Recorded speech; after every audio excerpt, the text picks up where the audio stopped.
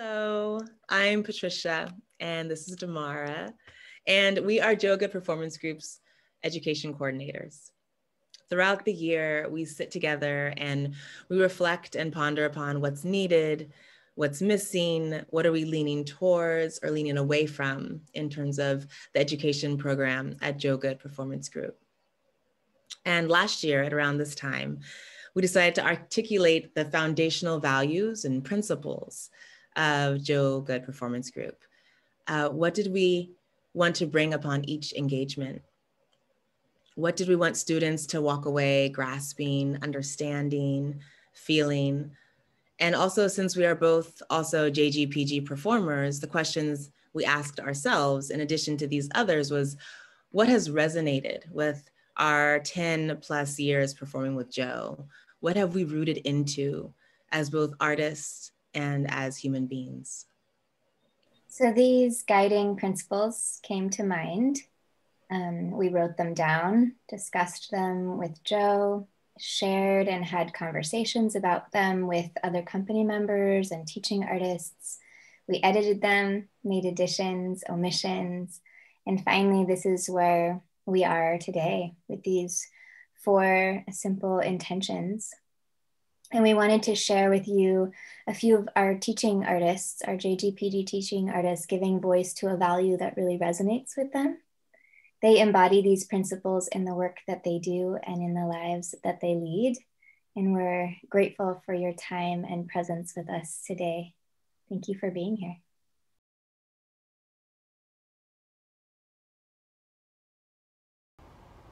We are perfect in our imperfection. That to me is a relief.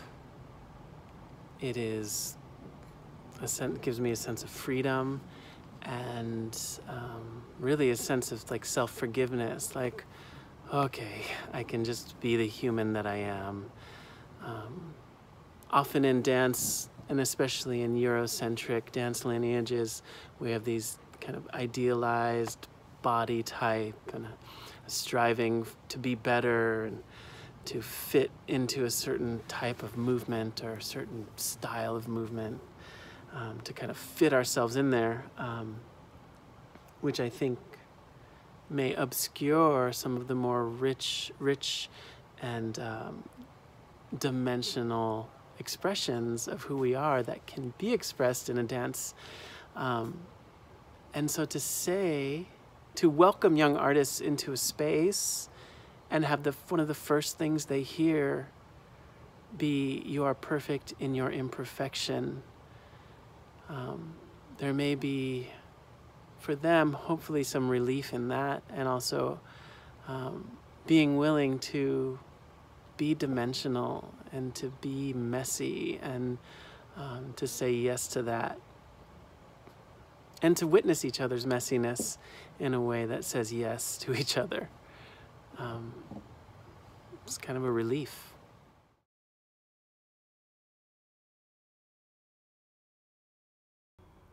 Create felt material.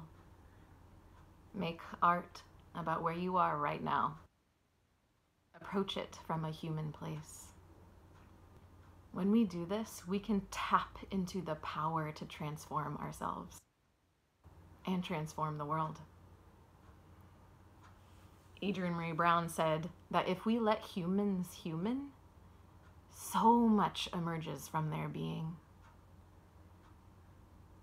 And we're not trained to feel the full range of what it means to be a human.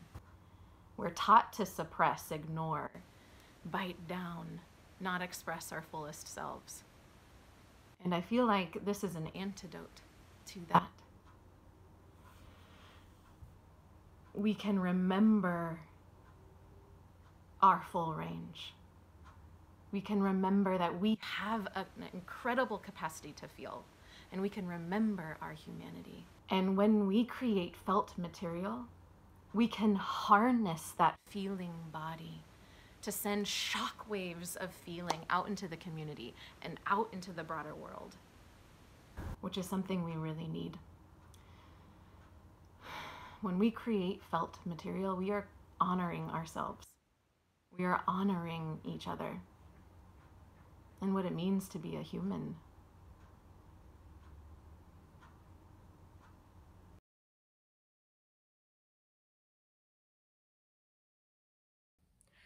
Listen.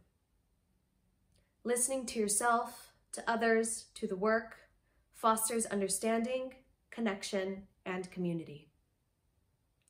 Listening to the voices in the room through song, breath, and the spoken word.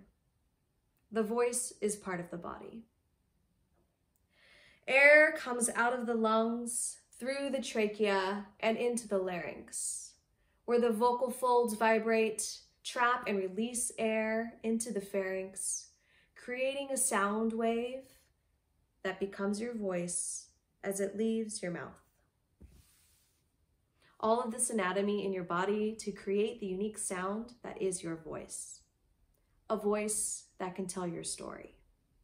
A story that your body and mind has experienced or dreamed of.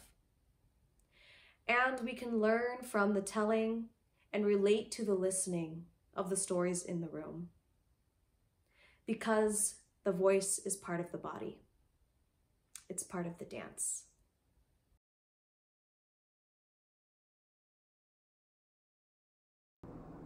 Aloha mai kako, mabuhay everybody. My name is Wailana, and I am here to talk just a little bit about the fourth pillar of teaching here for JGPG. And the fourth pillar that we use is making art with the people in the room, with their sensibilities, their bodies, their truth, their stories, honoring them for who they are.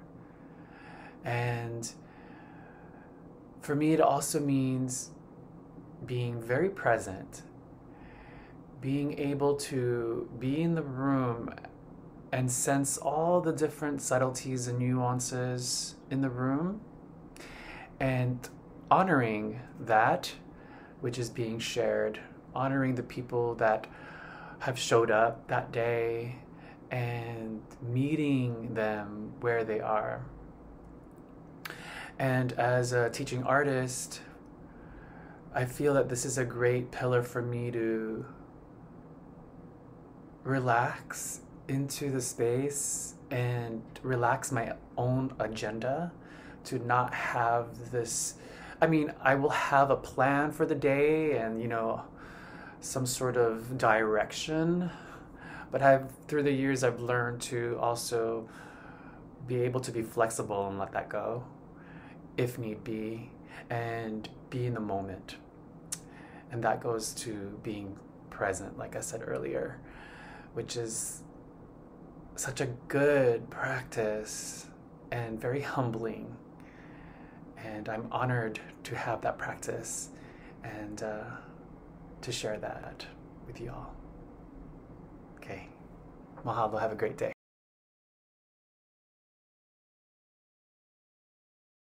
Silent groove. And then you can turn off whenever you're ready. The music in our minds. I love that.